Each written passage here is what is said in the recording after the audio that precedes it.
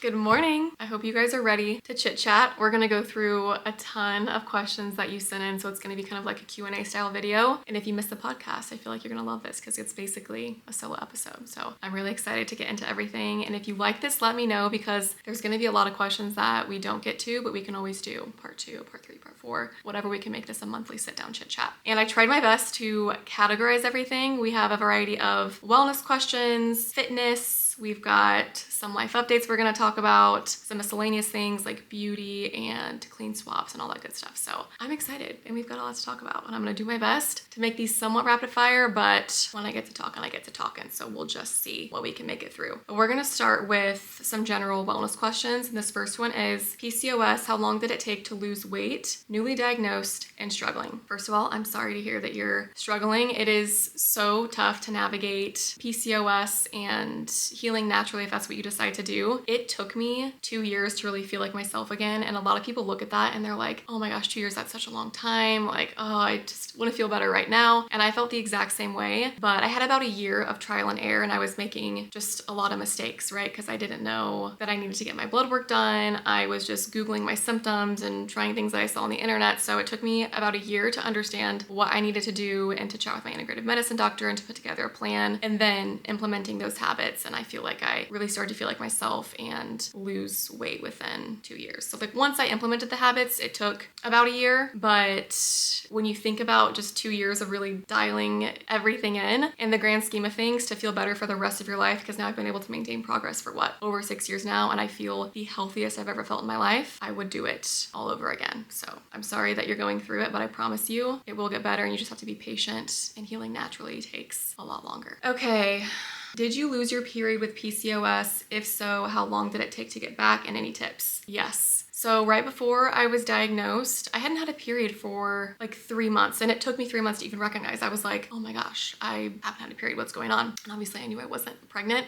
I was like, okay, something's not right. So 3 months without a period. And then after I was diagnosed, it was irregular for, I wanna say about a year. But then the first cycle I had again, the first period I had again after I started implementing habits, I have been regular ever since. Now it was a little more painful at first because it was like I didn't have a period and then I got it and they were super painful and heavy and just not great. But I was so happy that I was at least having them. And then now I have been regular literally ever since that first period came back. So I did lose it, and I feel like I want to make a whole video just about our cycles and things that you can do to kind of help regulate your cycle or get your period back, because that's a whole other conversation. I do feel like one of the things that really helped that you don't hear a lot of people talk about is electro acupuncture. I was getting that pretty consistently, and I feel like that helped a lot along with my other lifestyle habits like stress regulation, nervous system regulation. And I think the thing you have to realize is that your body has to feel safe to have a period. And so if you're in that state of fight or flight, or you're struggling with your hormones, your body needs to feel safe to menstruate and to just go through that full cycle. What was your before photo of your fitness journey, or where did you start? So I'll put a photo right here of what my before was. This was right before I was diagnosed. And then currently I am feeling the healthiest I have felt in my entire life. I'm focusing on body recomp, building more muscle. I've gotten even a little bit more lean these past few months. So I've had a little transformation recently as well. But from this photo to now, it's been, I think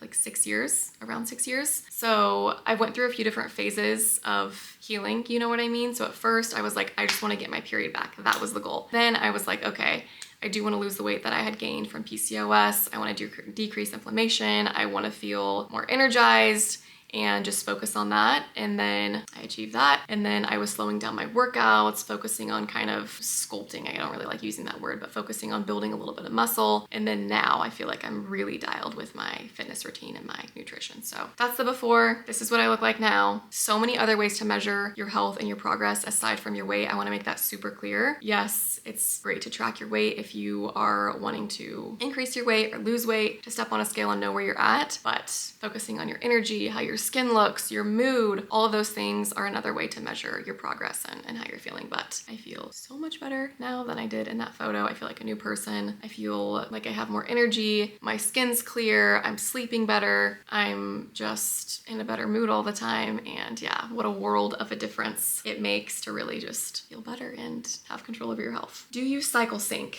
I do, but I don't obsess over it as much as I used to. I think sometimes when you hear about cycle syncing or when you fixate on it too much, it's like you let what phase you're in control kind of what you're doing, and I don't think that's a good way to approach it. Personally, I like to focus a lot on my luteal phase and my menstrual phase because that is when my body experiences just like the biggest shift, you know, in hormones and when I can feel the impact of those phases. So during my luteal phase, I'll make sure, for example, I'm eating more like iron-rich, magnesium-rich foods, increasing my intake of red meat, getting more sleep. I'm not, during my luteal phase, doing any strenuous cardio, and that's just based off of how my body feels, right? Some women may have more energy during their period or during their luteal phase, whatever it may be, but personally, I just know that that's not good for my body. So I'm focusing on walking. I'll still do strength training, but maybe I'm doing 2 lifts that week instead of 3, you know, and you kind of just like feel it out and see what you need. But I think as a woman, it is so important to just understand what's happening to your hormones at each phase in your cycle. It's just really empowering. It helps you learn your body, and then it also takes the mystery out of why you're feeling a certain way or blaming yourself for feeling, you know, a certain way. So definitely track your cycle. Try to make sure you know when you're ovulating. If you have an Oura Ring or any type of app, I can put like a list of apps here that you can use to track your cycle. I think it's really great to just be educated and aware and know what's going on with your body. Okay, Rex for last mealtime sleep, waking hours, total hours of sleep to achieve high quality sleep. I think for your last mealtime, typically I try to eat 2 to 3 hours before I go to bed. 3 hours is really a sweet spot because you don't want your body to be trying to digest food right when you're going to sleep. So if you're eating a big dinner and then you're immediately laying down in bed, that is just not optimal for digestion. You don't want your body trying to like work through that while you're trying to get rest. That's why sometimes after I eat, I love to even go for a digestion walk, get things moving, give my body that time to really just digest everything before I get completely horizontal. So 2 to 3 hours is a nice window. And then total hours of sleep, I try to shoot for 7 to 8. 8 being optimal, but obviously we can't get that every single night. The most important thing for optimizing your sleep is just making sure that you have the same sleep and wake time as often as possible. So for example, your goal is to go to sleep every single night by 10 p.m. and you're waking up at 7 a.m., 7:30 a.m. You just want to make sure that you're sticking to those times as often as possible because our bodies love predictability. They love that routine that helps kind of regulate your circadian rhythm. So having that same sleep and wake time is really important and shooting for 7 to 8 hours. Okay, what are your thoughts on the vibration platform? I don't really think vibration plates are essential. I think maybe I talked about this in my morning routine video. I think they're fun, and look, I love my wellness gadgets and my wellness tools. So if you hop on that vibration plate and you're like, this just gives me life in the morning, then by all means, you keep doing your thing. But you get similar benefits by literally just going on a walk. You can jump up and down in your kitchen. You can get a rebounder. I love rebounding. I'll just jump on my mini trampoline. And the thing I like about rebounding is that you're also getting cardiovascular benefits. For a vibration plate, you're literally just standing there. It's doing all the work for you. I'm sure it has some benefits, you know, for your lymphatic system and maybe for your digestion. It's getting your body moving. But I think there's more benefits for rebounding. And two, I think a lot of people are like, oh, it helps with cellulite. I can think of a lot of other things that help with cellulite. So I don't think it's essential, but if it makes you happy and you want to get one, do it. I think the better option is a rebounder or just going on your daily walks. That's also great for your lymphatic health. Bloating tips, please. I got you. Feeling bloated is probably one of the worst things. And let me tell you, when I had a bunch of different things going on with my gut, leaky gut, candida overgrowth, I was bloated 24/7. And so many people like to say, oh, it's just weight gain. There is a difference between bloat and weight gain. And when you feel like you just have, I don't even know, like a bag of bricks or almost like a balloon in your stomach all the time, especially when I first woke up in the morning was the craziest thing. Because you know, when you wake up in the morning and you have, naturally, you just feel a little bit leaner in the morning because you just woke up from your slumber and you haven't eaten any food yet. No, I didn't even have that. I was bloated as soon as I woke up, felt terrible, not a good feeling. So here's what helped. Number one, listening to my hunger cues, which is kind of difficult to do if you feel bloated all the time. But if you really work hard at it and you aren't just snacking all throughout the day, I really tried to limit snacking and then sit down and chew my food a lot more slowly. I think something that was kind of difficult for me was that I would have these really intense surges of hunger. And I think part of that was just struggling with my insulin resistance, and my ghrelin levels were just way higher because I wasn't sleeping well and I wasn't doing the right workouts. There were a few things there that were just increasing my hunger. But listening to those hunger cues, slowing down, chewing my food more frequently, also lowering my intake of refined sugar, cutting out alcohol. I mean, these are all things. The sugar literally does nothing good for your body. Alcohol does nothing good for your body. And I think when you're choosing what foods to put in, it's either going to help you or it's going to hurt you. I think it's so important to have balance in everything that we do, but if you are in the thick of it and you feel bloated 24/7, you have to really be conscious of every single thing that you're putting into your body if you are wanting to just feel better, you know? So that's why I feel like I was just, I don't want to say strict, but I had tunnel vision when I was first diagnosed. I was like, I am doing this, I'm not deviating, I'm sticking to it, and it worked. Also, if you're feeling bloated after you travel, you can do lymphatic drainage massages. I will probably just do a whole video on all lymphatic drainage massages, so it can be like an evergreen video that you can always come back to. We can do my face, stomach, and leg massage together that I got from Rebecca Faria. She's the best. Those work really well. And then also legs up the wall. So at night, if you can just push your butt against a wall, put your legs directly up the wall and lay there for 3 minutes. You can even do breath work while you're laying there, whatever. It helps so much with just that like water retention and bloat. Oh, also, I really love the Elixir lymphatic drainage teas. There's an AM and a PM, and I'll drink those in the morning, especially when I'm traveling. And I just feel like it helps with bloat and it helps set my stomach up for good digestion. What's your number one tip for someone overweight and wanting to change their life? I have a few different tips for this, and I feel like they're more so mindset because this is something that I struggled with a lot. You have to be able to keep going and keep showing up even if you're not seeing immediate results. Anytime you make a big lifestyle change, whether that be in your fitness or your nutrition, and you're putting in the effort, it is very easy to become upset and discouraged when you're making the changes and you're doing it and you're like, let's freaking go. And then you're not seeing progress yet. And you're like, wait a second, I'm uncomfortable. I'm putting in this work and I'm not seeing the results yet. You have to be able to push through those uncomfortable feelings in those moments and stick to your plan, stick to your goal. And then I promise you, you will wake up one day, you'll feel it kind of compile. And then you're going to be like, oh my gosh, this shit is working. And it's the best feeling in the entire world. So keep going, even if you don't see results right away. Set your goal and also don't bite off more than you can chew. I see this all the time in my DMs. People are like, I just feel so overwhelmed. I don't know where to start. So then people don't start at all, or they bite off more than they can chew. They get overwhelmed and then they're like, okay, that's it. This is just too much. And you end up going back to your old ways. So nothing changes unless you decide to change your behaviors, and you have to stick to it. Stick to one habit at a time. Let's say it's 10,000 steps for 2 weeks. Boom, crush your goal, stick to it, show up every day, and then you can add something else on top of that. But stay consistent even when you're not seeing results right away, starting small, and yeah, believing in yourself. It's gonna build so much confidence when you do all the things that you said you were gonna do. So I'm cheering you on, and I believe in you. Okay, we are moving right along. Lowering cortisol when you have a desk job and feel like you have zero time and PCOS. So there are habits you can implement that are free and take hardly any time at all, even if you have a desk job and you feel like you're short on time. A few of my favorites are just going for walks. If you have your lunch break, I highly recommend. I know some people will sit at their desk and work and eat at the same time. One of the worst things you can do for your digestion and your stress, if you can close your laptop, eat your lunch in peace, and not be stimulated while you're eating, that's a great place to start. You can do 2 minutes of breath work. You can do it by yourself and just do box breathing. Breathe in for 4, hold for 4, exhale for 4, or you can make sure you breathe in, and then you want to make sure your exhale is longer than your inhale, and you kind of do like an ocean breath like that. So if somebody walks into the break room and you're like, just tell them, mind your business, I'm doing my breath work, okay? I'm de-stressing, but seriously, just do what you gotta do, your breath work.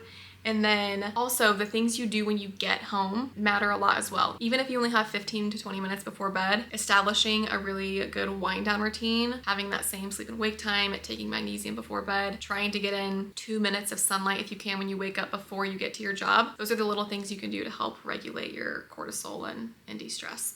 And then just in general, this is gonna sound so simple, but stop trying to do things in a hurry. Like I used to do everything rushed. Like if I was cleaning off my countertops in the morning, it was like, and then if I was like brushing my teeth, it was like everything was so crazy and so fast. And now I just feel like I'm like really taking my time with things, even if it's something as simple as, like I said, wiping a countertop or typing an email. I'm like, oh wait, this isn't life or death. I can slow down. So just simply slowing down when you're doing things. Helps a lot too. So hopefully that's helpful. I know those are really small things, but they do make a difference. Okay, can you share your body fat percentage? You look amazing. Thank you. Gonna make me blush. I actually just hopped on my Hume scale a few days ago, so I have some recent stats. My body fat is 17.5%. Visceral fat index is 4, and I have a few other stats I can put right here as well. I'm pretty happy with that. And honestly, I've never been someone where it's like, oh, I want my body fat percentage to be this number, right? It's just like I had a goal, which is I wanted to build a little bit more lean muscle. And I'm really happy with where I'm at now. I was in a deficit. Now I'm eating more in a maintenance. So I'm going to try to maintain this because, like I said, I feel the healthiest that I felt. So that is my body fat percentage and a few other stats. But the Hume scale is so great. You just step on it and you put your thumbs on these sensors and you hold it, and then it gives you a bunch of different stats on your body. Also, it said my metabolic age was 23 years old. I'm happy with that, you know? And let's see what so my body fat percentage in August was 21.2%. So it's gone down to 17.5%. So yeah, those are my most recent stats. What was the first lifestyle change that propelled you forward into healing your body? I feel like this is kind of tough because there's a few different components and there's a few different changes I made that did make such a big difference. The first lifestyle change was making decisions based off of blood work instead of playing the guessing game. So I went to go see an integrative medicine doctor and got a bunch of different tests and a bunch of different labs. And then I decided to make changes based off of that instead of asking Google like I was doing previously and making changes that weren't getting me anywhere. And then aside from that, I think something that's overlooked is just managing stress and focusing on sleep. Sleep is truly the foundation of health. I've said this so many times, but if you're not sleeping well, it's really hard to optimize maximum results in all other areas that you're making changes in. So regulating that nervous system, getting on that same sleep cycle, focusing on getting high quality sleep, and then, this goes without saying, but eating whole foods, nutrition, and then making changes in your workouts and your fitness. How do you find the discipline to be so consistent? I love talking about discipline and consistency because those are two things that you have to channel if you really want to achieve your goals and see results, even beyond, fitness, just in life. It's like people who are disciplined and consistent, you don't have to be the best person, the most skilled person, know the most, but if you're disciplined and you're consistent and you're showing up, you are going to reach your goals. There's just no way that you're not. But I think the way that I have found the discipline is because the alternative is not feeling great. It's not hitting my goals. It's not reaching my fullest potential. And that is not a life that I want to live. It's not a life that I want any part of. So I'm like, let's freaking go get this and let's stay dialed. And for me, I stopped making any type of negotiations with myself. Didn't feel like doing a workout? Too bad. It's happening anyway. Takeout sounded better that night instead of cooking at home? Too bad, I'm doing it. Like, yes, balance is important, but it comes to a certain point where when you stop negotiating with yourself, it then becomes second nature. So it's like, yeah, I'm getting my workout done. Yeah, I'm eating healthy. It's like, it becomes your life, So what first kind of starts out as discipline, then just becomes a way of life. And that is the best feeling because then it's just who you are and it flows into other areas of your life and you just feel so confident. And there's no better feeling than knowing that you're someone who sticks to and does the things that they say they're going to do. At least I think. It's a great feeling. But yeah, if you're struggling with discipline and consistency, the only way that you can kind of build strength to channel those things is by doing what you say that you're going to do. So start small, start with a small goal, stay consistent for a week or two and be like, I freaking did it. And now you're on to the next. And now you're disciplined and you're consistent so you can keep going. It's also the story you tell yourself. I used to be somebody who would tell myself oh my gosh, my muscles aren't built that way. I'm not somebody who really has abs. What? Everybody has abs, you know what I mean? I would make these little excuses or just kind of say these things tell myself these stories and just to kind of get myself out of things. And that's not the case anymore. And I'm so much happier for it. I'm so much more confident for it. So yeah, I guess that's how you find discipline, by being disciplined. And then you feel how great it feels to be somebody who's disciplined and you keep being that person.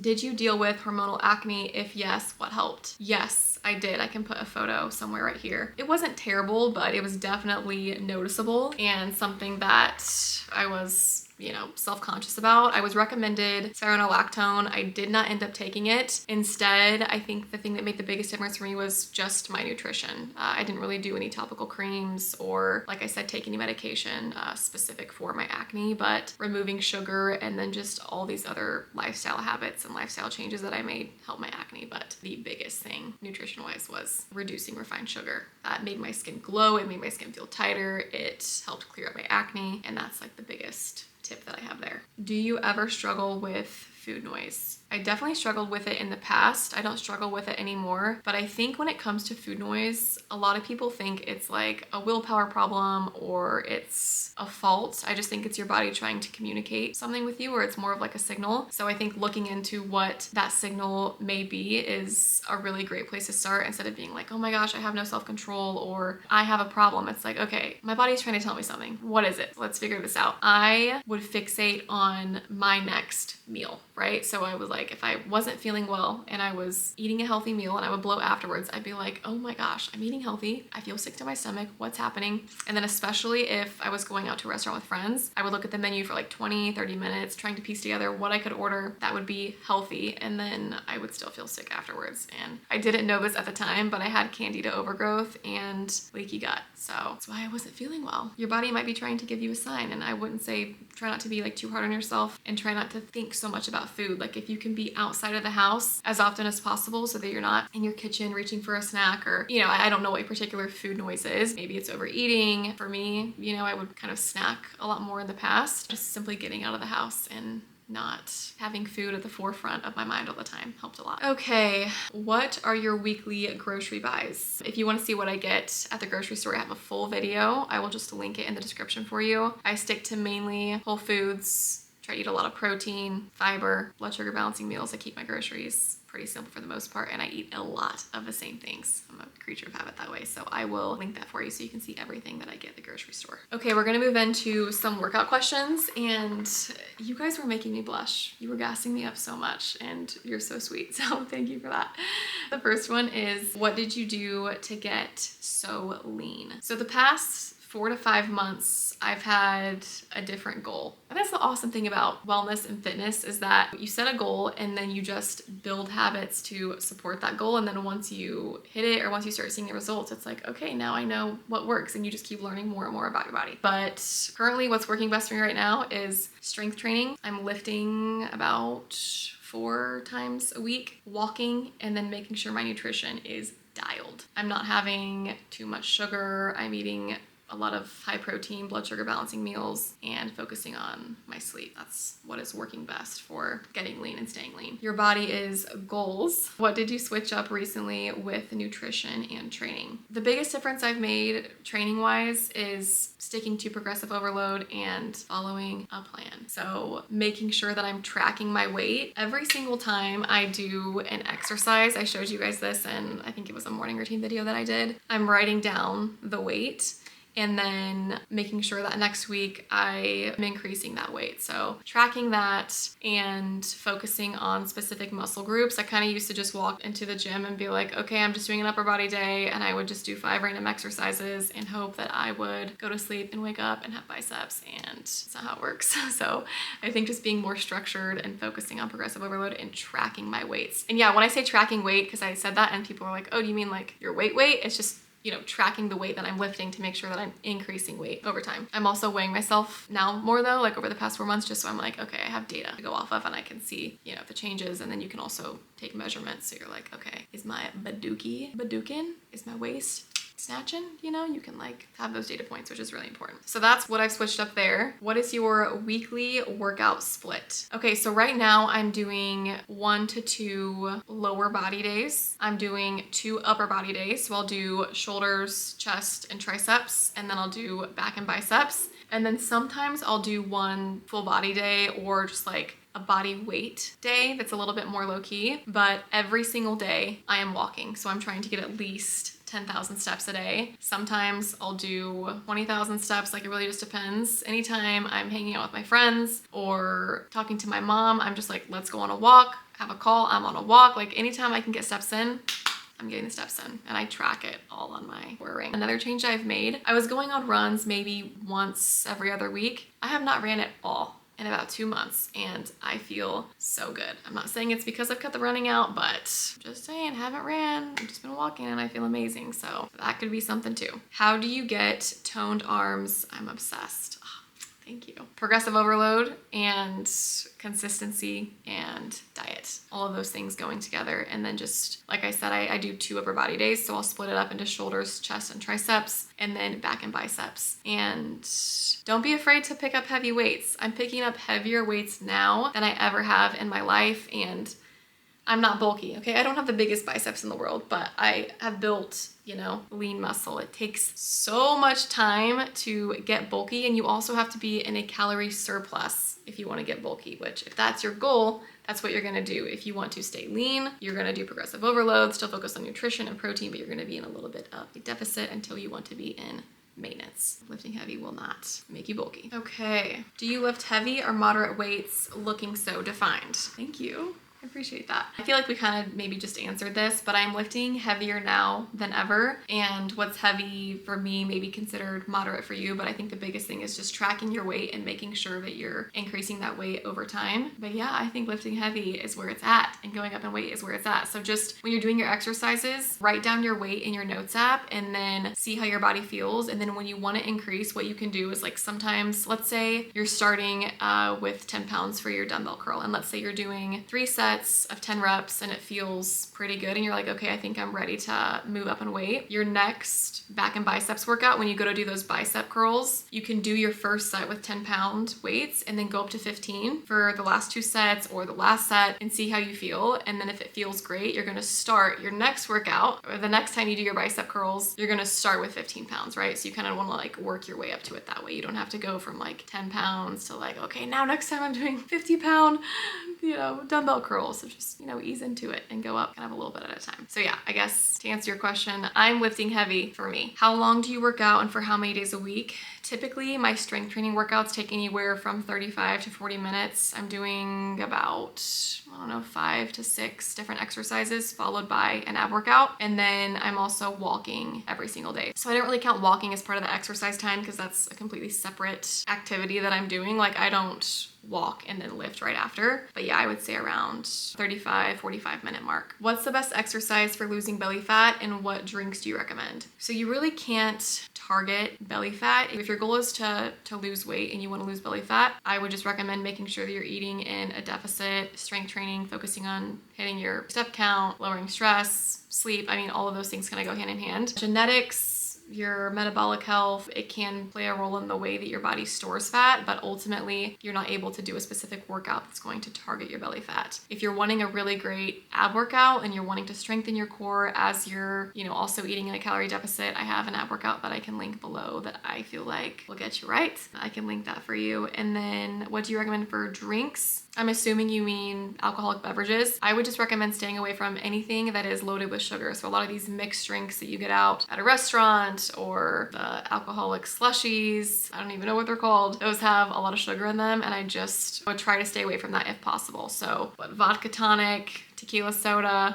I literally never drink, so I don't even know what these drinks are called, but vodka tonic is what I'm gonna go with. Anything that's just like your alcohol and a soda water or something like that. But the best thing is to not drink at all, especially if you wanna lose fat and you wanna fuel your body with good things. I would just stay away from it altogether. Cardio or weights? Both. I feel like we've kind of hit on this. Strength training and walking are my favorite duo right now. And a lot of people are like, walking's not cardio. For me it is, especially if you're doing an incline walk like 12-3-30, your heart rate will be up. But I've just been doing a lot of outdoor walks too, and that right there is my favorite combo. But I'm not running. I know we talked about that. I'm not running for cardio. Will you do a program about your workouts? Yes. I really wanted to take my time with this. I know I talked about this on the podcast. I feel like what I've been doing the past few months is really what has worked best for my body. So I'm just, perfecting everything, going through it, and making sure that it's exactly the way that I want it to be for you. But yes, I'm working on it. I'm taking my time with it. And as soon as it's ready to go, I'll let you know, along with another ebook.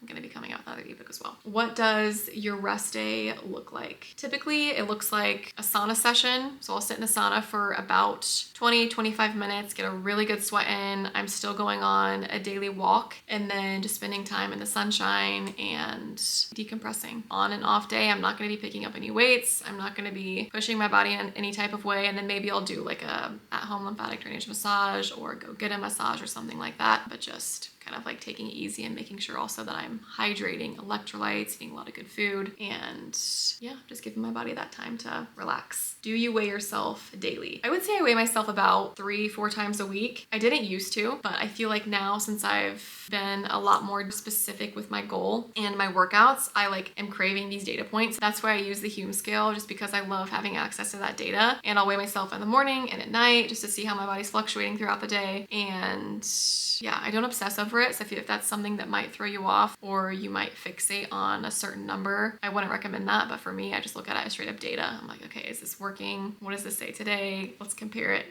to 2 weeks from now. And I just simply look at the data and I'm like, got it.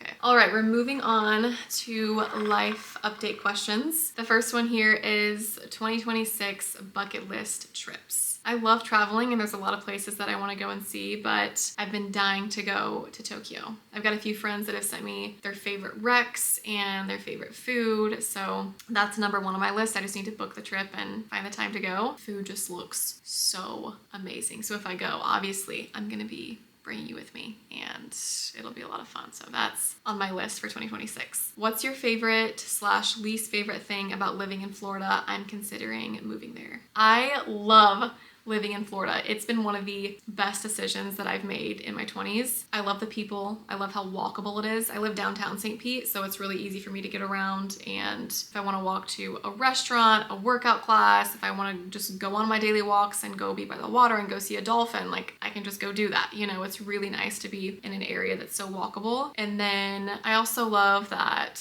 the sun is shining pretty much 24/7. It does make it a lot easier to just be active and get outside, and people are always doing fun things by the water. Like last night I was walking with a friend and there was a guy that was juggling glow-in-the-dark bowling pins. They're walking on tight ropes. There's a lady that has a parrot that flies around. There's people doing yoga. There's girls that are meeting up with their friends and having picnics and painting. Like there's so much life and so much activity, and I love how much people get out and enjoy life in St. Pete. So that's something that I love. If you're thinking about St. Pete, I know you said Florida. The one thing I don't like is how hot and humid the summers are. So if you're somebody that just doesn't do well in humidity, or you don't like being hot, the summers are brutal. You kind of have to be inside or in a body of water. So that's the one downside, but I'll take it. I'd rather be hot than be freezing. And I grew up in Indiana, so just having the sunshine and being in warm weather is so much fun. On to the next. What do your weekend nights look like since you don't drink? Asking for inspo. Typically it'll just be dinners with friends. We'll try a new restaurant, or we'll go on a walk, go to the beach. I'll hang out with my mom and dad, get some work done, which might sound boring, but yeah, I just want to be around the people that I love and have good food and get in a good walk, watch a sunset. That's typically what my weekends consist of. And then this isn't something I do on the weekend, but a new hobby that I have picked up is just learning how to salsa dance. I just went to another class last night and it was so much fun. So just kind of, yeah, maybe look into a new hobby that you want to focus on, and you could do that on the weekends. Going to a workout class so you're making new friends, trying a new coffee shop, like those are all fun things. You can go thrifting. There's so many fun activities that don't revolve around going out or drinking that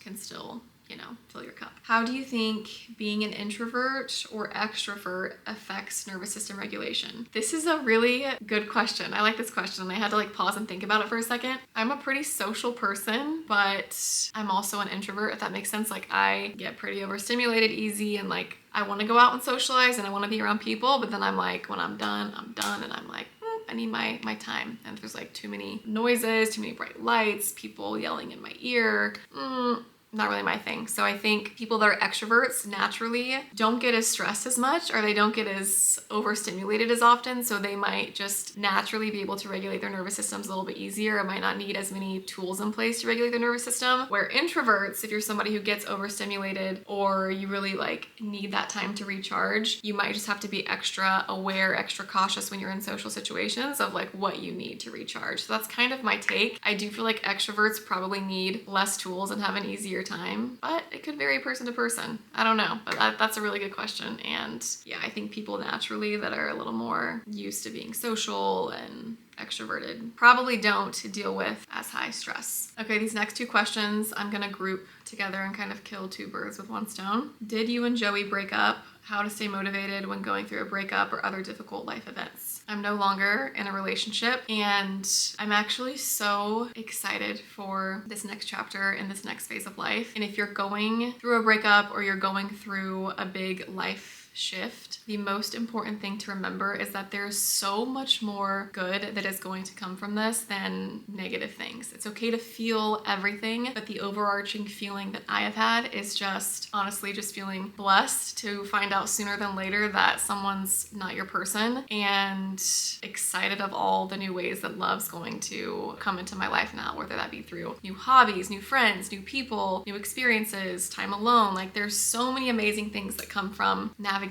life alone, and I think it's something worth celebrating. So yes, it's gonna be a big shift, but it's an exciting one. And I don't know, I think I've often looked for a sense of security or safety in things outside of myself, and for the first time in my life I feel really at peace, and I feel like I have that within myself and that I can rely on myself for those things, and it is such a refreshing feeling. So I'm good. I'm excited for the next chapter. I'm actually moving. I'm staying in St. Pete, but I'll bring you along for the move. It's going to be so much fun. We'll decorate together and we'll have our own little space. It's going to be awesome. But yeah, my advice too, if you are going through a breakup, is just to focus on all the positive things, and life goes on. You now get to welcome and open and have more space in your life for all the things that are, meant to be there and that are going to benefit you and bring you closer to the things that, are meant for you. And for dating advice, I think it's really important as you get to know people, you're going on dates, it's so fun to like get to know different personalities and meet people, but your values, your self-respect, the things that you want in life, those have to be prioritized, and those have to be stronger than your desire just to date someone or be chosen by someone,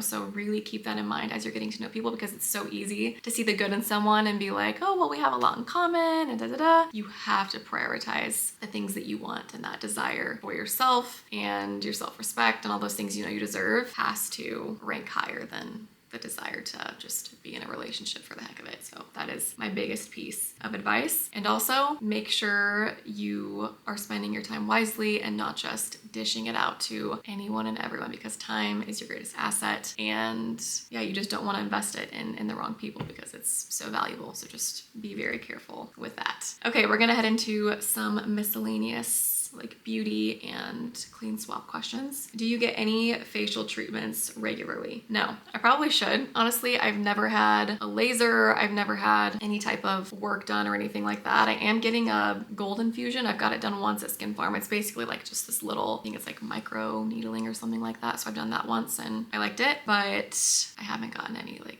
serious treatments or anything like that. If anybody here watching has gotten lasers and you've loved it and it's had a really great result, I get so nervous because I've seen some horror stories and I've seen some scarring of the skin, so I think I'm just kind of nervous when it comes to that stuff. But if you've had one that you like, let me know in the comments. Makeup and skin products you use every day. I love Kosas, I love Refy, I love Saie, Tower 28, Primally Pure. For like skincare, the Fortuna face oil, so good. I use that every single day. There's a Shiseido, I can't ever say that name brand, Shiseido, I'm probably butchering it, eye cream that I love, and then the Gentifique serum from Lancome. But we'll do a whole beauty video, so we can just do a get ready with me and you can see the exact specifics, but those are a few of my favorite brands. Would you go through clean swaps, skincare, clothing, cooking products, etc.? Thank you. Yeah, Primally Pure for skincare and Fortuna is a great brand. For household products, my favorite brands are Biome, Molly Suds, and Branch Basics. So I use that for detergent. I'll use it to clean my apartment. And then Biome is, those are just like countertop wipes. I like those a lot. And then candles, I like the Primally Pure candles. And then you can also get a lot of like coconut wax or just beeswax candles on Amazon, but those are a few of my favorites. But for pans, I think my favorite is Our Place. It's held up so well. I've had Caraway in the past. That did not